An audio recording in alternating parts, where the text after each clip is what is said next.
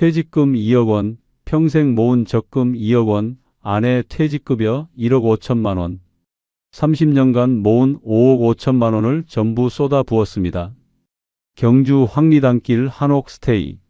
한 달 매출 3천만 원, 예약률 80%. 성공은 눈앞에 있었어요. 그래서 대출 3억 원을 더 받아 두 번째 한옥까지 샀습니다. 그런데 2년 반 만에 모든 게 무너졌습니다. 지붕에서 새는 물, 치솟는 난방비, 이웃들의 민원, 그리고 건축법 위반 통보. 결국 두 한옥을 급매로 팔았고 제 손에 남은 건 아무것도 없었습니다. 61살, 월세 15평 원룸. 저는 다시 처음부터 시작해야 했습니다. 문화재청 학예연구사 30년, 그리고 한옥 스테이 사업가 2년 반. 오늘은 제가 어떻게 평생 모은 재산을 모두 잃었는지 그 이야기를 들려드리겠습니다. 안녕하세요. 저는 정민수입니다. 올해 61살이고요. 지금은 경주에 있는 작은 박물관에서 문화재 해설사로 일하고 있습니다. 3년 전만 해도 저는 문화재청 학예연구사였어요. 30살에 공직에 들어가 30년 넘게 한 길만 걸었죠. 주로 고건축 분야를 담당했는데 전국의 오래된 사찰과 궁궐, 고택을 찾아다니며 조사하고 복원 계획을 세우는 일이었습니다. 안동 하회마을의 양진당 보수 작업도 제가 참여했고 전주 한옥마을 보존 계획도 저희 팀이 만들었어요. 젊은 시절부터 나무 한 조각, 기와 한 장에도 우리 선조들의 숨결이 담겨 있다고 믿었습니다. 그래서 일이 힘들어도 보람을 느꼈어요. 현장에 나가면 오래된 한옥의 대들보를 만져보곤 했습니다. 200년, 300년을 버텨온 나무의 결을 손으로 쓰다듬으면 선조들의 지혜가 느껴지더라고요. 못 하나 쓰지 않고 나무와 나무를 맞물려 집을 짓는 기술, 여름엔 시원하고 겨울엔 따뜻한 온돌의 원리, 자연과 조화를 이루는 배치의 철학. 그런 것들이 참 아름답다고 생각했어요. 아내는 초등학교 교사였고 딸 둘은 대학을 졸업하고 각자 직장 생활을 하고 있었어요. 큰딸은 서울에서 디자이너로, 작은딸은 부산에서 간호사로 일했죠. 우리 부부는 대전의 25평 아파트에서 평범하게 살았습니다. 주말이면 근처 대청호를 산책하고 휴가 때는 전국의 문화재를 둘러보는 게 우리 가족의 소소한 행복이었어요. 특별히 부유하진 않았지만 빚 없이 성실하게 산다는 게 제 자랑이었습니다. 50대 중반이 되자 문득 생각이 들더라고요. 이렇게 평생 연구만 하고 은퇴하는 게 아쉽다는 생각이요. 제가 30년 넘게 쌓아온 한옥에 대한 지식과 애정을 더 많은 사람들과 나누고 싶었습니다. 특히 요즘 젊은 세대는 전통 한옥의 아름다움을 잘 모르잖아요. 한옥은 불편하고 추운 집이라는 선입견만 갖고 있죠. 그들에게 우리 건축의 진짜 멋을 알려주고 싶었어요. 한옥에서 하룻밤을 자보면, 마루에 앉아 마당을 바라보면 그 감동을 알 수 있을 텐데 말이에요. 그러던 중에 조기 퇴직 제도가 나왔습니다. 58세에 퇴직하면 퇴직연금을 일시금으로 받을 수 있다고 하더라고요. 오래 고민했어요. 60세 정년까지 2년만 더 다니면 연금이 조금 더 나오는 건데 그걸 포기하고 나가는 게 맞는 건지. 밤마다 아내와 이야기를 나눴습니다. 아내는 처음엔 반대했어요. 안정적으로 정년까지 다니고 편하게 연금 받으며 살자고 했죠. 하지만 제 마음을 알고 있었습니다. 제가 얼마나 한옥을 사랑하는지, 얼마나 이 일을 하고 싶어 하는지. 결국 아내가 먼저 말했어요. 당신 인생이니까 후회 없이 살라고. 저는 올해 정년이니까 제 퇴직금도 보태서 한번 해보자고요. 그렇게 2022년 2월에 명예퇴직을 신청했어요. 퇴직연금을 일시금으로 받으니 2억 원이 나왔습니다. 그동안 모아둔 적금이 2억 원 있었고요. 아내도 올해 정년이라 퇴직급여로 1억 5천만 원을 받을 예정이었죠. 합치면 5억 5천만 원이었습니다. 그 무렵 뉴스에서 경주 황리단길이 핫플레이스로 떠오르고 있다는 소식을 봤어요. 젊은이들이 전통과 현대가 어우러진 그곳을 많이 찾는다더라고요. 한옥 카페, 한옥 게스트하우스가 인기라는 기사였습니다. 가슴이 뛰었어요. 문득 생각했습니다. 경주라면 최적의 장소가 아닐까? 신라 천년의 역사가 살아 숨쉬는 곳, 첨성대와 대릉원이 있는 곳에서 한옥 스테이를 운영한다면 얼마나 의미 있을까? 주말에 아내와 함께 경주로 내려갔습니다. 황리단길을 걸으면서 주변을 살펴봤어요. 젊은 사람들이 한복을 입고 사진을 찍고 한옥 카페에서 커피를 마시고 있었습니다. 골목마다 정겨운 한옥들이 늘어서 있었고요. 저는 그 풍경을 보며 확신했습니다. 여기다. 이곳에서 제 꿈을 실현할 수 있겠다고요. 경주행을 결심한 뒤로 저는 매일 부동산 앱을 들여다봤습니다. 황리단길 인근의 한옥 매물을 검색하고 가격을 비교하고 위치를 확인했어요. 아내는 제 옆에서 함께 화면을 보며 이런저런 조언을 해줬죠. 2022년 3월 초 드디어 마음에 드는 매물을 발견했습니다. 황리단길에서 도보로 5분 거리에 있는 한옥이었어요. 대지 80평에 건평 50평 규모였습니다. 사진으로 보니 기와 지붕이 단정하고 마당에는 오래된 배롱나무가 서 있었어요. 매매가는 5억 원이었습니다. 주말에 다시 경주로 내려가 직접 그 한옥을 보러 갔습니다. 대문을 열고 들어서는 순간 제 심장이 두근거렸어요.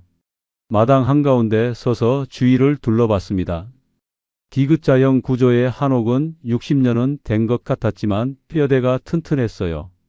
대들보와 기둥을 살펴보니 소나무를 썼더라고요. 석가래도 반듯하게 제자리를 지키고 있었습니다.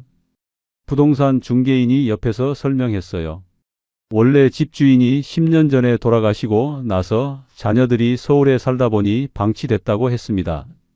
그래서 가격이 저렴한 편이라고요. 하지만 제 눈에는 보물로 보였습니다. 조금만 손을 보면 얼마든지 아름다운 공간으로 살아날 수 있었거든요. 아내도 마당에 배롱나무가 마음에 든다고 했어요. 여름이면 꽃이 피어 얼마나 예쁘겠냐고요. 저는 그 자리에서 계약금을 걸기로 했습니다. 집주인과 연락해서 4억 5천만 원에 매입하기로 합의했어요. 위치도 좋고 구조도 튼튼하고 앞으로의 가능성이 무궁무진해 보였습니다.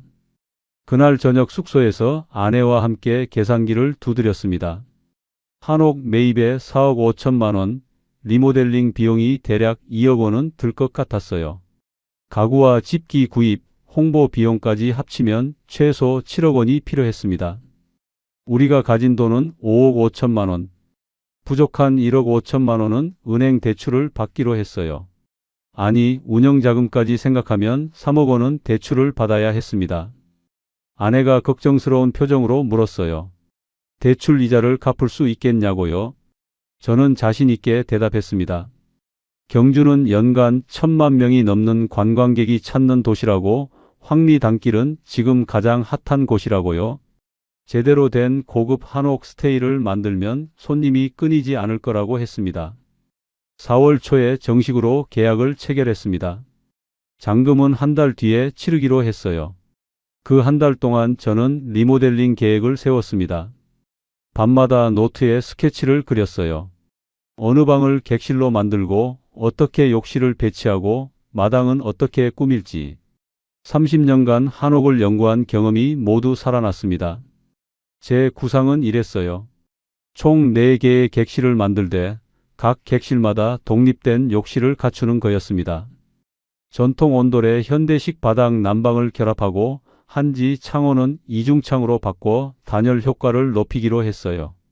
마당에는 평상을 놓고 배롱나무 아래에 작은 연못을 만들 계획이었습니다. 현대적 편의는 갖추되 한옥 본연의 아름다움은 최대한 살리는 것. 그게 제 철학이었어요. 5월에 잔금을 치르고 한옥의 주인이 됐습니다. 제 명의로 된 등기부등본을 받아들고 마당에 섰을 때의 그 벅찬 감정을 어떻게 표현할까요? 58년 인생에서 가장 큰 결정을 내린 순간이었습니다. 곧바로 리모델링 업체를 알아봤어요. 여러 업체를 만나 견적을 받았는데 한옥 전문 시공사를 찾는 게 쉽지 않더라고요. 결국 전주에서 한옥 리모델링 경험이 많은 업체를 찾아냈습니다. 대표님이 직접 경주까지 내려와서 현장을 보고 갔어요. 2주일 뒤 견적서를 받았습니다. 구조 보강, 지붕 보수, 욕실 신설, 배관 공사, 전기 공사, 단열 공사, 창호 교체, 마감재 시공까지 합쳐서 2억 2천만 원이었습니다. 예상보다 2천만 원이 더 들었지만 어쩔 수 없었어요. 제대로 하려면 그 정도는 투자해야 한다고 생각했습니다. 대출은 3억 원을 받기로 했어요. 리모델링 비용과 가구 구입비, 그리고 6개월치 운영 자금을 마련하기 위해서였습니다. 은행에서는 제 경력과 사업 계획서를 보고 흔쾌히 대출을 승인해 줬어요. 이자율은 연 4%였습니다. 6월 초 드디어 공사가 시작됐습니다. 인부들이 들어와 작업을 시작하는 모습을 보며 가슴이 설렜어요. 제 꿈이 현실로 만들어지는 순간이었으니까요. 아내도 매주 경주로 내려와 함께 공사 진행 상황을 확인했습니다. 우리는 이미 대전집을 정리하고 경주에서 새 삶을 시작할 준비를 하고 있었어요. 공사는 석 달 동안 계속됐습니다. 그 기간 동안 저는 거의 매일 현장에 나갔어요. 대들보를 보강하고 기와를 새로 올리고 욕실을 만드는 과정을 하나하나 지켜봤습니다. 가끔은 직접 인부들과 함께 작업하기도 했어요. 30년간 한옥을 연구했지만 직접 손으로 만져보니 또 다른 배움이 있더라고요. 특히 신경 쓴 부분이 단열이었습니다. 전통 한옥의 가장 큰 단점이 냉난방 효율이 낮다는 거잖아요. 그래서 벽체에 친환경 단열재를 넣고 창호는 한지 느낌을 살린 이중창으로 교체했어요. 온돌 밑에는 최신 난방 시스템을 깔았습니다. 여름엔 시원하고 겨울엔 따뜻한 사계절 쾌적한 한옥을 만들고 싶었거든요. 욕실도 공들여 만들었습니다. 각 객실마다 독립된 욕실을 갖췄는데 전통 한옥의 분위기를 해치지 않도록 나무와 돌을 활용했어요. 욕조는 편백나무로 만들었고 벽은 천연 황토로 마감했습니다. 현대적 기능과 전통미를 조화시킨 거죠. 9월 초 드디어 공사가 끝났습니다. 완성된 한옥을 보는 순간 눈물이 날 뻔했어요. 낡고 방치됐던 집이 이렇게 아름답게 되살아났다니. 마당의 배롱나무는 한여름 내내 분홍빛 꽃을 피웠고 새로 만든 연못에는 잉어들이 헤엄치고 있었습니다. 대청마루에 앉아 마당을 바라보면 정말 신라시대로 돌아간 것 같았어요. 이름은 고민 끝에 경주 소담원이라고 지었습니다. 소담하고 아담한 집이라는 뜻이었죠. 간판도 한옥에 어울리게 나무에 글씨를 새겨 만들었어요. 9월 중순부터 가구와 집기를 들였습니다. 침구는 천연 소재로 골랐고 조명은 은은한 한지 조명으로 통일했어요. 작은 소품 하나까지 신경 써서 고르다 보니 예상보다 비용이 더 들었습니다. 그래도 좋았어요. 제대로 된 한옥 스테이를 만드는 게 목표였으니까요. 10월 초 드디어 문을 열었습니다. 에어비앤비와 여러 숙박 플랫폼에 등록하고 인스타그램 계정도 만들었어요. 사진은 아내가 정성껏 찍어줬습니다. 마당의 배롱나무, 대청마루에서 본 풍경, 은은한 조명이 켜진 객실 내부. 사진 하나하나가 작품 같았어요. 가격은 고민 끝에 1박에 20만 원으로 책정했습니다. 주변 한옥 스테이들보다 조금 비싼 편이었지만 저희는 차별화된 가치를 제공한다고 확신했어요. 사계절 쾌적한 냉난방, 독립된 욕실, 전통미와 현대적 편의의 조화. 이런 걸 경험하려면 그 정도 가격은 합리적이라고 생각했습니다. 첫 주는 조용했어요. 예약이 하나도 들어오지 않았죠. 아내가 걱정하기 시작했습니다. 혹시 가격이 너무 비싼 건 아닐까? 홍보가 부족한 건 아닐까? 저도 불안했지만 태연한 척 했어요. 이제 막 시작한 거니까 조금 기다려 보자고 했습니다. 그런데 2주일째 되던 날 첫 예약이 들어왔습니다. 서울에서 온다는 30대 부부였어요. 그들이 체크인하던 날 저는 긴장해서 손이 떨렸습니다. 대문을 열고 들어서는 그들의 표정을 보니 눈이 휘둥그레졌어요. 와, 정말 예쁘다. 여자분이 감탄하며 사진을 찍기 시작했습니다. 남자분도 마당을 둘러보며 분위기가 정말 좋다고 했어요. 저는 그들을 객실로 안내하고 한옥에 대한 간단한 설명을 해줬습니다. 60년 된 한옥을 리모델링했다는 것, 대들보와 기둥은 원형을 그대로 살렸다는 것, 전통 온돌에 현대식 난방을 결합했다는 것. 다음 날 아침 그들이 체크아웃하면서 말했어요. 정말 좋은 시간이었다고, 친구들한테 꼭 추천하겠다고요. 여자분은 제 손을 꼭 잡으며 감사하다고 했습니다. 한옥에서 자본 게 처음인데 이렇게 편할 줄 몰랐대요. 추웠거나 불편할 거라고 생각했는데 호텔보다 더 쾌적했다고 했습니다. 그들이 떠난 뒤 인스타그램에 경주 소담원 사진들이 올라오기 시작했습니다. 해시태그도 달려 있었어요. 경주 여행, 황리단길, 한옥스테이, 경주 숙소. 그 게시물에 좋아요가 수백 개씩 달렸고 댓글에는 어디냐는 질문들이 쏟아졌어요. 그날 저녁부터 예약이 들어오기 시작했습니다. 처음에는 하루에 한두 건이었는데 점점 늘어났어요. 11월 들어서는 주말이 거의 다 찼습니다. 12월에는 평일까지 예약이 차기 시작했어요. 손님들의 후기가 쌓이면서 평점도 올라갔습니다. 에어비앤비에서 평점 9.8을 받았어요. 후기마다 칭찬이 가득했습니다. 사장님이 친절하다. 한옥이 정말 아름답다. 사진보다 실물이 더 예쁘다. 아이들이 너무 좋아했다. 특히 외국인 관광객들의 반응이 뜨거웠습니다. 프랑스에서 온 부부는 이틀을 묵으면서 마당에서 차를 마시고 대청마루에 앉아 책을 읽었어요. 떠나면서 이런 곳은 프랑스에도 없다며 감동했다고 했습니다. 일본에서 온 가족은 한복 체험까지 하고 갔는데 아이들이 한옥 마당에서 뛰어노는 모습이 정말 예뻤어요. 연말이 되자 저희 한옥 스테이는 경주에서 손꼽히는 숙소가 됐습니다. 예약률이 80%를 넘었어요. 한 달 매출이 2천만 원을 넘어섰습니다. 인건비랑 관리비, 대출 이자를 빼도 한 달에 1,000만 원 가까이 남았어요. 아내가 웃으며 말했습니다. 당신 말이 맞았다고, 정말 잘 될 것 같다고요. 저도 행복했습니다. 제 꿈이 이렇게 현실이 되다니.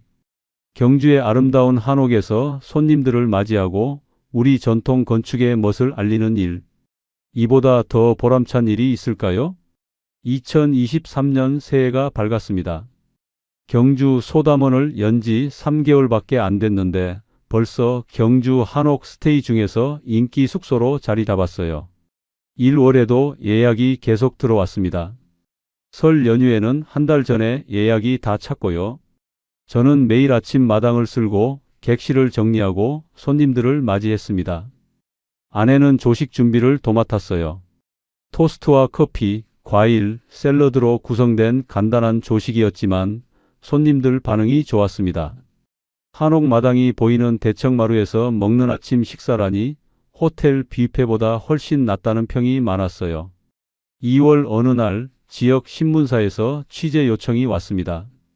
경주의 새로운 명소로 떠오르는 한옥 스테이를 소개하고 싶다는 거였어요. 기자가 와서 제 이야기를 들었습니다. 30년간 문화재청에서 일하다 조기 퇴직해서 한옥 스테이를 시작했다는 것, 전통과 현대의 조화를 추구한다는 것. 기사가 나간 뒤로 문의 전화가 더 많아졌어요. 3월에는 한 달 매출이 2,500만 원을 넘었습니다. 객실 4개가 거의 매일 다 찼거든요. 주말에는 예약하기가 하늘의 별 따기였어요. 관리비와 인건비, 대출 이자 월 100만 원을 빼고도 한 달에 1,500만 원 가까이 남았습니다. 1년이면 1억 8천만 원 순이익이 나는 셈이었죠. 저는 계산기를 두드리며 생각했습니다. 이 속도라면 3년이면 대출을 다 갚을 수 있겠다고요. 5년이면 투자금을 모두 회수하고도 남을 거라고요. 그 뒤로는 순수익이 모두 우리 노후 자금이 되는 거죠. 게다가 부동산 가격도 오르고 있었어요. 황리단길 주변 한옥 시세가 1년 사이에 10% 넘게 올랐다는 소식을 들었습니다. 4월의 벚꽃 시즌에는 예약이 폭주했습니다. 한 달 전부터 예약 문의 전화가 쏟아졌어요. 첨성대랑 대릉원 벚꽃 구경하고 한옥에서 자고 싶다는 거였죠. 저는 가격을 주말에 25만 원으로 올렸습니다. 그래도 예약이 계속 들어왔어요. 4월 한 달 매출이 3천만 원을 넘었습니다. 그 무렵 저는 확장을 생각하기 시작했습니다. 옆집 한옥이 매물로 나왔거든요.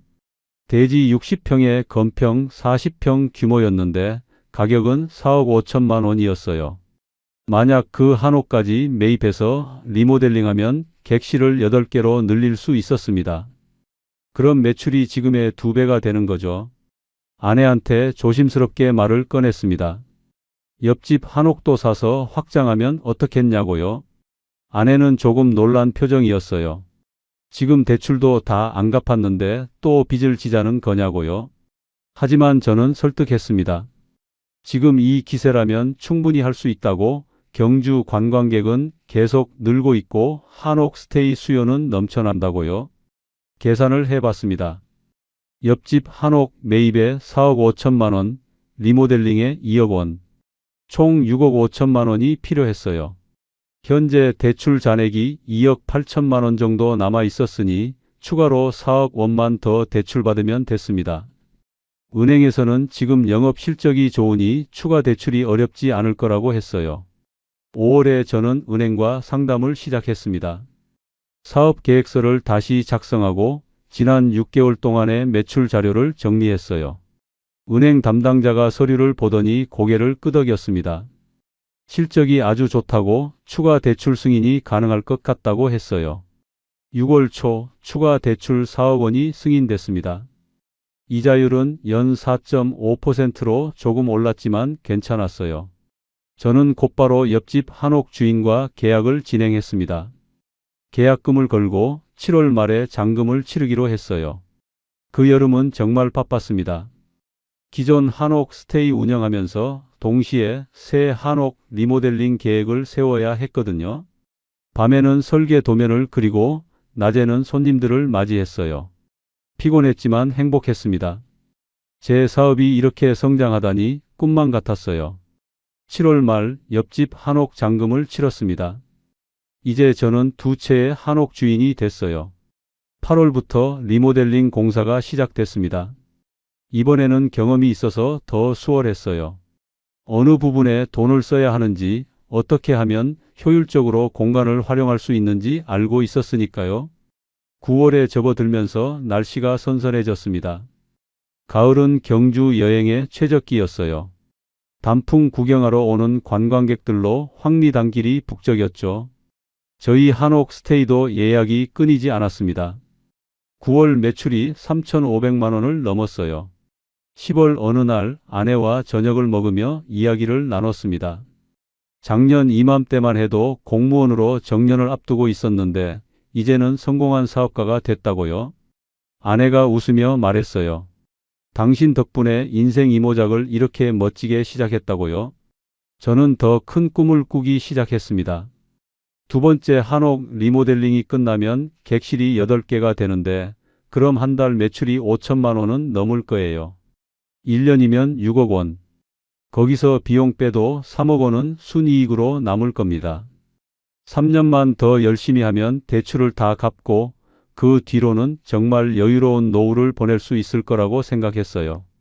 어쩌면 경주에 3번째, 4번째 한옥 스테이를 열 수도 있겠다는 생각도 했습니다. 소담원을 브랜드화해서 체인으로 만드는 거죠. 전주에도 하나, 안동에도 하나. 전국의 한옥마을마다 소담원이 있다면 얼마나 멋질까요? 그해 가을 저는 정말 행복했습니다. 58년 인생에서 가장 빛나는 시간이었어요. 제 선택이 옳았다는 확신이 들었고 미래가 황금빛으로 반짝이는 것 같았습니다. 11월 초 2번째 한옥 리모델링이 끝났습니다. 객실 4개를 추가로 만들었고 이제 총 8개의 객실을 운영하게 됐어요. 저는 직원을 1명 더 고용했습니다. 청소와 조식 준비를 도와줄 아주머니였죠. 인건비가 한 달에 250만 원 더 들어가지만 어쩔 수 없었어요. 아내랑 둘이서는 8개 객실을 감당할 수 없었거든요. 새로 단장한 2번째 한옥도 사진을 찍어 올렸습니다. 예약 사이트에 객실을 추가 등록하고 인스타그램에도 홍보 글을 올렸어요. 반응은 좋았습니다. 문의가 많이 들어왔고 예약도 제법 잡혔어요. 하지만 뭔가 예상과 달랐습니다. 첫 번째 한옥은 여전히 예약이 꽉 찼지만 두 번째 한옥은 60% 정도밖에 안 찼어요. 위치가 조금 안쪽이라 그런 건가 싶었습니다. 첫 번째 한옥이 황리단길에서 5분 거리라면 두 번째는 7분 정도 걸렸거든요. 11월 매출을 계산해 봤습니다. 4,500만 원이 나왔어요. 예상보다 적었습니다. 객실이 2배로 늘었으니 매출도 2배가 될 줄 알았는데 1.3배 정도밖에 안 늘었죠.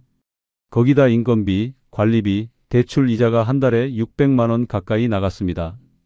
순이익은 2천만 원 정도였어요. 나쁘지 않은 수치였지만 제가 기대했던 것보다는 한참 적었습니다. 12월 들어서면서 더 큰 문제가 생겼습니다. 난방비였어요. 한옥은 아무리 단열을 해도 일반 건물보다 열 손실이 컸습니다. 특히 겨울에는 창호 틈새로 찬바람이 들어왔어요. 손님들이 따뜻하게 지내려면 난방을 세게 틀어야 했는데 그러다 보니 가스비가 엄청났습니다. 첫 번째 겨울인 작년에도 난방비가 꽤 나왔지만 객실이 4개라 감당할 만했어요. 그런데 이번엔 객실이 8개잖아요. 12월 가스비 고지서를 받아보고 깜짝 놀랐습니다. 450만 원이 나왔더라고요. 1월에는 더 추워질 텐데 500만 원은 넘게 나올 것 같았어요. 아내가 걱정스러운 표정으로 말했습니다. 난방비가 너무 많이 나온다고 이러다가 남는 게 없는 거 아니냐고요. 저도 당황스러웠지만 태연한 척했어요. 겨울만 지나면 괜찮아진다고 봄부터는 난방비가 안 나가니까 괜찮다고 했습니다. 하지만 문제는 거기서 끝이 아니었습니다. 2024년 1월 초 옆집 주민이 찾아왔어요. 70대 노부부가 사시는 집이었는데 할아버지가 불편한 표정으로 말했습니다. 밤에 손님들 소리가 너무 시끄럽다고요. 웃고 떠드는 소리, 마당에서 술 마시는 소리가 다 들린다고 했어요. 정말 죄송하다고 사과했습니다. 손님들에게 밤 10시 이후에는 조용히 해달라고 당부하겠다고 약속했어요. 할아버지는 그렇게 하라며 돌아가셨지만 표정이 좋지 않았습니다. 그날 밤부터 저는 손님들에게 일일이 당부했습니다. 주변에 주민들이 사시니 밤에는 조용히 해달라고요. 대부분 손님들은 이해해 주셨지만 가끔 술 드신 분들은 목소리를 낮추지 못하더라고요. 특히 주말에 젊은 친구들이 오면 마당에서 치킨이랑 술을 먹으며 밤늦게까지 떠들곤 했어요. 2월에 또 민원이 들어왔습니다. 이번엔 뒷집 주민이었어요. 새벽에 체크아웃하는 손님들이 짐 싣는 소리, 차문 닫는 소리가 시끄럽다는 거였죠. 저는 다시 사과하고 손님들에게 조용히 해달라고 안내문을 만들어 객실마다 비치했습니다. 하지만 소음 문제는 근본적으로 해결하기 어려웠어요. 한옥은 구조상 방음이 안 되거든요. 옆집까지 소리가 다 들립니다. 게다가 황리단길 근처는 원래 조용한 주택가였는데 최근 몇 년 사이 상업시설이 들어서면서 주민들의 불만이 쌓여 있었던 거예요. 3월 어느 날 구청에서 연락이 왔습니다. 민원이 여러 건 접수됐다는 거였어요. 소음 문제뿐 아니라 건축법 위반 의혹도 있다고 했습니다. 한옥을 숙박업소로 쓰려면 용도 변경 신고를 해야 하는데 제대로 된 절차를 밟았는지 확인하고 싶다는 거였죠. 저는 당황했습니다. 분명히 신고는 했는데요. 사업자 등록도 냈고 숙박업 신고도 했어요. 하지만 구청 담당자가 서류를 확인해 보더니 문제가 있다고 했습니다.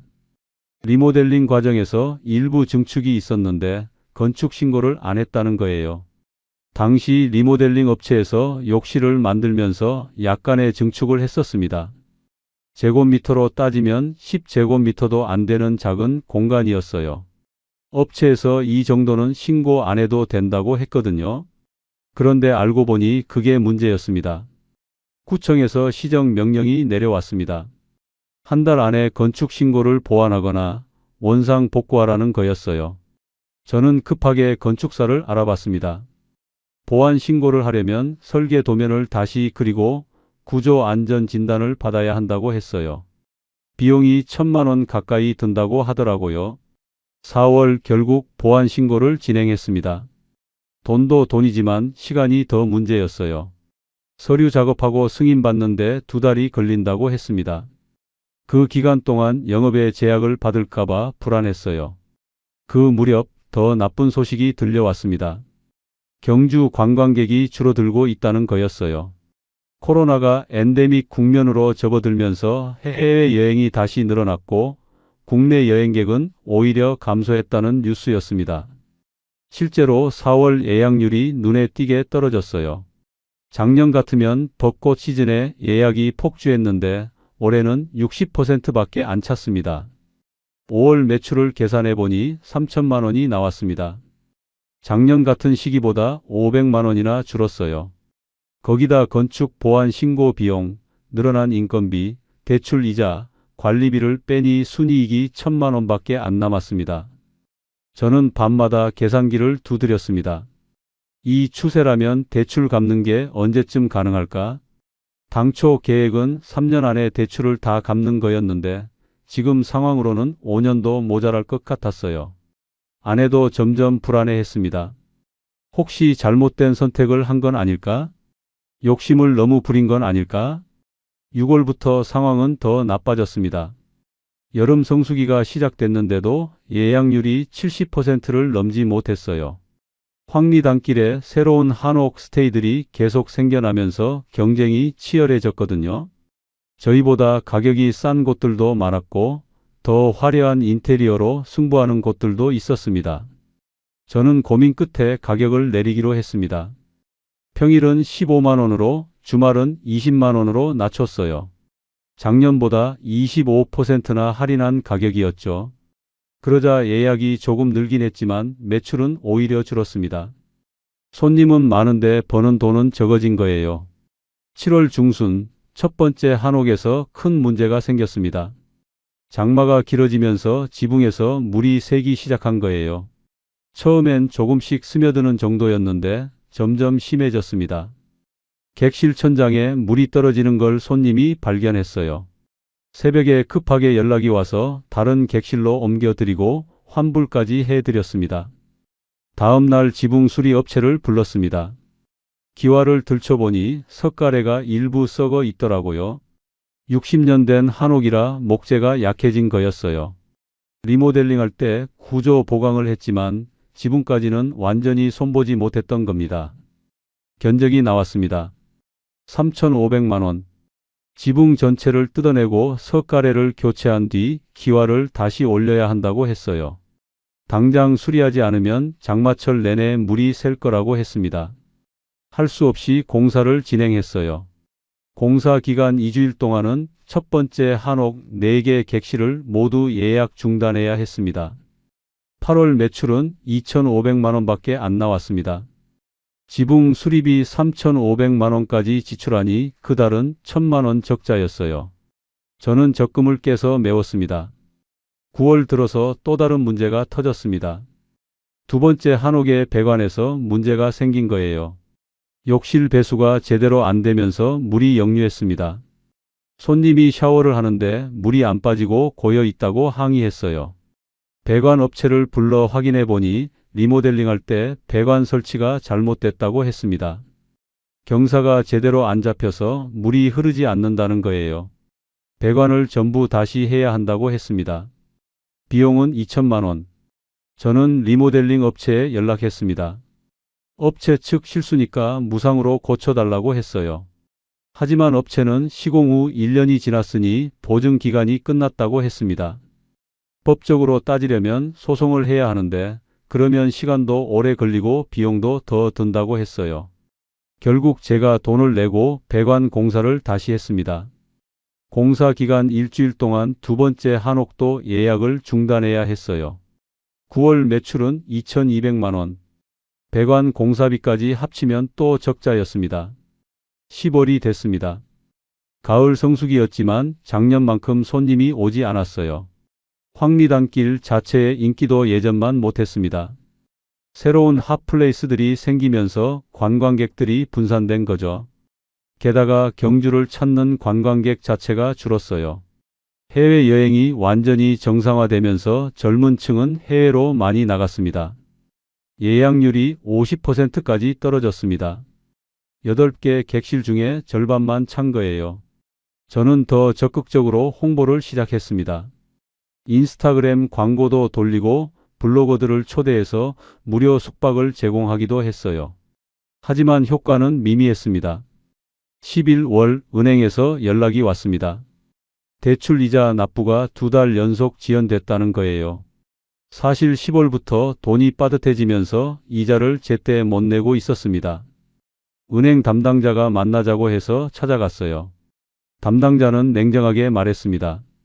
현재 영업 실적으로는 대출금 상환이 어려워 보인다고요. 이자 납부도 제대로 못하고 있는데 원금 상환은 어떻게 할 계획이냐고 물었습니다. 저는 일시적인 어려움이라고 내년 봄부터는 다시 좋아질 거라고 했어요. 하지만 담당자 표정은 믿지 않는다는 듯 했습니다. 12월 들어서 더 큰 위기가 왔습니다. 난방비가 작년보다 더 많이 나온 거예요. 가스 요금이 인상됐거든요. 12월 가스비가 600만 원이 나왔습니다. 전기료까지 합치면 700만 원이 넘었어요. 저는 난방 온도를 낮췄습니다. 객실 온도를 22도에서 20도로 낮추고 공용 공간은 난방을 아예 끄기도 했어요. 그랬더니 손님들이 춥다고 불평하기 시작했습니다. 후기에도 겨울에 너무 춥다, 난방이 잘 안 된다는 평이 올라왔어요.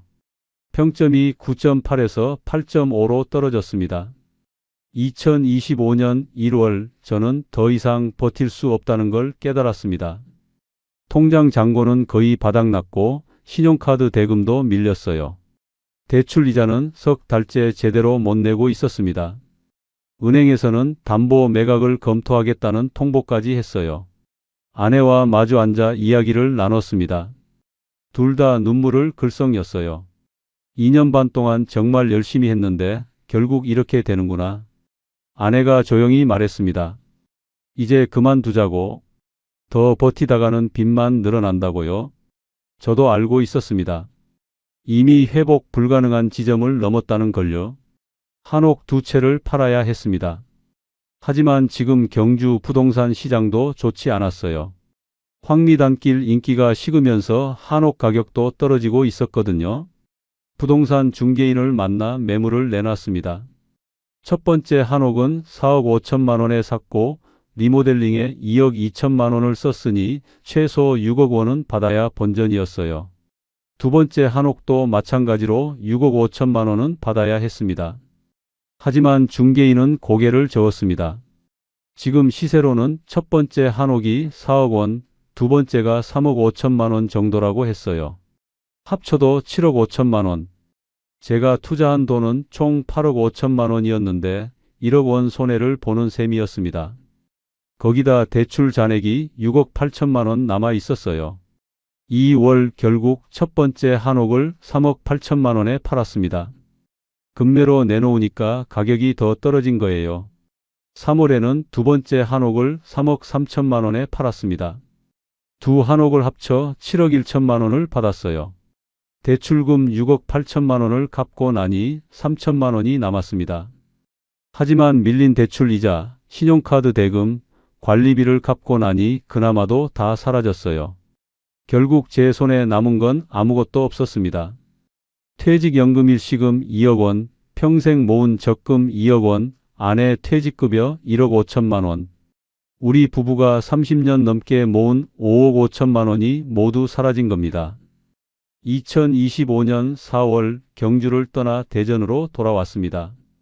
예전에 살던 25평 아파트는 이미 팔아버렸기 때문에 갈 곳이 없었어요. 결국 작은 딸이 사는 부산 근처에 월세 15평짜리 원룸을 얻었습니다. 보증금 1,000만 원에 월세 50만 원. 작은 딸이 보증금을 빌려줬어요. 짐을 풀고 빈방에 앉아 있으니 눈물이 났습니다. 2022년 2월 희망에 부풀어 퇴직할 때만 해도 이렇게 될 줄은 꿈에도 몰랐어요. 30년간 모은 돈을 모두 잃고 60이 넘은 나이에 월세방에 앉아 있는 제 모습이 초라했습니다. 아내는 말이 없었어요. 예전처럼 밝게 웃지도 않았고 저를 원망하는 눈빛도 아니었습니다. 그냥 텅 빈 표정으로 창밖만 바라봤어요. 그게 더 마음이 아팠습니다. 차라리 화를 내거나 울기라도 하면 좋으련만 아내는 그저 조용히 앉아 있기만 했어요. 며칠 동안 밖에 나가지 못했습니다. 사람들을 마주하는 게 두려웠어요. 예전 직장 동료들을 만나면 뭐라고 말해야 할까? 성공한 사업가가 될 거라고 큰 소리 쳤는데 결국 망해서 돌아온 꼴이잖아요. 5월 초 더 이상 이렇게 있을 수는 없다는 생각이 들었습니다. 돈이 없었거든요. 작은 딸한테 얻어쓴 1,000만 원도 곧 바닥날 판이었어요. 월세를 내려면 일을 해야 했습니다. 61살에 할 수 있는 일이 뭘까 생각했습니다. 공무원으로 30년을 일했지만 지금 다시 공직에 들어갈 수는 없었어요. 한옥 스테이를 운영했던 경험도 이력서에 쓰기 민망했습니다. 2년 반 만에 망한 사업을 누가 인정해 주겠어요. 일주일 동안 여러 곳에 이력서를 냈습니다. 박물관 안내직, 문화재 해설사, 관광 가이드. 제 전공을 살릴 수 있는 일자리를 알아봤어요. 하지만 대부분 나이 제한이 있었습니다. 55세 이하, 60세 이하. 저는 이미 61살이었어요. 6월 중순 경주 국립박물관에서 연락이 왔습니다. 문화재 해설사 자원봉사자를 모집한다는 거였어요. 자원봉사라 월급은 없고 교통비와 식사비만 지원된다고 했습니다. 하루 5만 원. 처음엔 망설였습니다. 경주에 다시 가는 게 두려웠거든요. 그곳엔 제 실패의 흔적이 고스란히 남아 있잖아요. 하지만 다른 선택지가 없었어요. 일단 뭐라도 해야 했습니다. 7월 초부터 일주일에 4일씩 경주로 출근했습니다. 부산에서 경주까지 버스로 1시간. 아침 6시에 일어나 7시 버스를 타고 가면 8시 반쯤 도착했어요. 박물관 개관 시간이 9시였으니 딱 맞았죠. 처음 박물관에 들어섰을 때 가슴이 먹먹했습니다. 신라시대 유물들이 진열된 전시실을 걸으며 옛 기억이 떠올랐어요. 30년 전 젊은 학예 연구사였던 시절, 그때는 이런 유물들을 조사하고 연구하는 게 제 일이었는데 이제는 관람객들에게 설명이나 해주는 자원봉사자가 됐습니다. 첫 해설을 시작했습니다. 관람객 10명 정도가 모였어요. 저는 떨리는 목소리로 설명을 시작했습니다. 저기 보이는 금관은 신라시대 왕의 것으로 나뭇가지 모양의 장식은 우주수를 상징한다고요. 황남대총에서 출토된 이 유물은 1500년 전의 것이지만 지금도 찬란하게 빛나고 있다고요. 설명을 하다 보니 옛 감각이 돌아왔습니다. 30년간 쌓아온 지식이 살아나는 느낌이었어요. 관람객들도 집중해서 들었습니다. 해설이 끝나고 한 아주머니가 다가와 말했어요. 설명을 정말 잘하신다고 박물관 직원이냐고 물었습니다. 저는 쓴웃음을 지으며 대답했어요. 아니라고, 그냥 자원봉사자라고요. 8월 어느 날 해설을 마치고 쉬고 있는데 박물관 학예실장님이 찾아왔습니다. 해설을 잘한다는 소문을 들었다며 혹시 문화재청에서 일한 적 있냐고 물었어요. 저는 솔직하게 말했습니다. 30년간 학예연구사로 일했다고, 조기 퇴직 후 사업을 하다가 실패해서 지금은 이렇게 자원봉사를 하고 있다고요. 실장님이 안타까운 표정으로 고개를 끄덕였습니다. 그러고는 제안을 하나 했어요. 박물관에서 비정규직 해설사를 1명 뽑을 계획인데 지원해보지 않겠냐고요. 월급은 200만 원 정도지만 정식 직원이니 4대 보험도 들어간다고 했습니다. 200만 원. 30년 전 공무원 초봉보다도 적은 돈이었어요. 하지만 지금의 저에게는 큰 금액이었습니다. 월세 50만 원을 내고 생활비로 쓰기에 충분했거든요. 9월에 면접을 받고 10월부터 정식으로 채용됐습니다. 하루 8시간, 주 5일 근무. 아침 해설 2번, 오후 해설 2번. 하루에 4번씩 같은 내용을 설명하는 일이었어요. 처음엔 힘들었습니다. 61살에 하루 종일 서서 일하는 게 쉽지 않더라고요. 다리도 아프고 목도 쉬었어요. 하지만 익숙해지니 괜찮았습니다. 무엇보다 사람들이 제 설명을 듣고 고개를 끄덕이며 감사하다고 할 때 작은 보람을 느꼈어요. 11월 어느 날 초등학생 단체 관람이 있었습니다. 아이들 30명이 와서 떠들고 장난치느라 정신이 없었어요. 저는 천천히 아이들 눈높이에 맞춰 설명했습니다. 여러분, 이 금관을 보세요. 1500년 전 신라왕이 쓰던 왕관인데 금으로 만들어져서 지금도 이렇게 반짝반짝 빛나고 있어요. 한 여자아이가 손을 들고 물었어요. 할아버지, 정말 왕이 이걸 썼어요? 저는 웃으며 대답했습니다. 그럼요, 진짜 왕이 썼던 거예요. 아이는 눈을 반짝이며 신기하다고 했어요. 그 순간 문득 깨달았습니다. 지금 이 일도 의미가 있다는 걸요. 경주 소담원을 운영할 때 제가 꿈꿨던 것, 우리 전통 문화의 아름다움을 사람들에게 알리는 것, 그 꿈은 사라지지 않았어요. 형태만 바뀌었을 뿐이죠. 12월 첫 월급을 받았습니다. 세금을 떼고 180만 원이 통장에 들어왔어요. 그날 저녁 아내와 함께 근처 식당에서 삼겹살을 먹었습니다. 오랜만에 아내가 조금 웃었어요. 제가 조심스럽게 말했습니다. 미안하다고, 당신을 이렇게 고생시켜서요. 아내가 고개를 저었어요. 괜찮다고, 우리 다시 시작하면 된다고 했습니다. 비록 예전처럼 여유롭진 않지만 빚 없이 살 수 있다는 것만으로도 감사하다고요. 그날 밤 오랜만에 편하게 잠이 들었습니다. 2025년이 저물어 갑니다. 지금 저는 경주 국립박물관 해설사로 일한 지 1년이 조금 넘었어요. 매일 아침 6시에 일어나 부산에서 경주로 출근하고 저녁 6시에 퇴근해서 집으로 돌아옵니다. 단순한 일상이지만 이제는 이 평범함이 소중하게 느껴져요. 월급은 여전히 200만 원입니다. 많은 돈은 아니지만 월세 내고 생활하기에는 충분해요. 아내도 올해부터 근처 도서관에서 시간제로 일을 시작했습니다. 주 3일 하루 4시간씩 도서 정리 일을 하는데 한 달에 70만 원 정도 받아요. 우리 부부 합쳐서 월 270만 원. 예전 같으면 턱없이 부족한 돈이지만 지금은 이 정도면 충분합니다. 작은 딸이 가끔 찾아와요. 올 때마다 쌀이며 반찬을 사 들고 오는데 그럴 때마다 미안하면서도 고마워요. 큰딸은 서울에 있어서 자주 못 보지만 한 달에 한 번씩은 전화를 합니다. 아빠, 잘 지내시냐고 물어봐요. 그럴 때마다 잘 지낸다고 걱정하지 말라고 대답합니다. 지난주에는 오랜만에 옛 직장 동료를 만났습니다.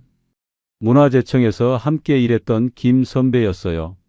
경주에 출장 왔다가 박물관에 들렀다가 저를 우연히 본 거죠. 선배는 깜짝 놀라며 물었어요. 민수야, 여기서 뭐 하냐고. 저는 담담하게 대답했습니다. 여기서 해설사로 일한다고요? 선배는 안타까운 표정을 지었어요. 사업이 잘 안 됐다는 소문은 들었는데 이렇게 될 줄은 몰랐다고 했습니다. 점심을 같이 먹으며 이런저런 이야기를 나눴어요. 선배는 작년에 정년 퇴직했고 지금은 서울에서 손주들 봐주며 지낸다고 했습니다. 연금 받으며 여유롭게 산다고요? 예전 같았으면 부러웠을 겁니다. 하지만 지금은 그냥 축하한다는 말만 했어요. 헤어지기 전에 선배가 물었습니다. 후회하지 않냐고요? 안정적으로 정년까지 다니지 않은 것, 조기 퇴직해서 사업한 것 말이에요. 저는 잠시 생각하다가 대답했습니다. 후회요? 물론 하죠. 거의 매일 후회해요. 그때 그 선택만 안 했어도 지금쯤 선배님처럼 연금 받으며 편하게 살았을 텐데 5억 5천만 원을 날리지도 않았을 텐데요. 하지만 이어서 말했습니다.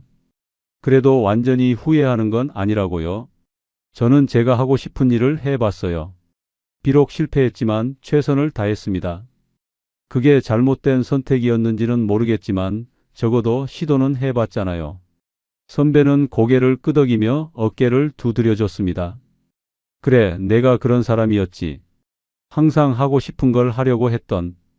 요즘 저는 박물관에서 일하면서 많은 것을 배웁니다. 무엇보다 겸손이요.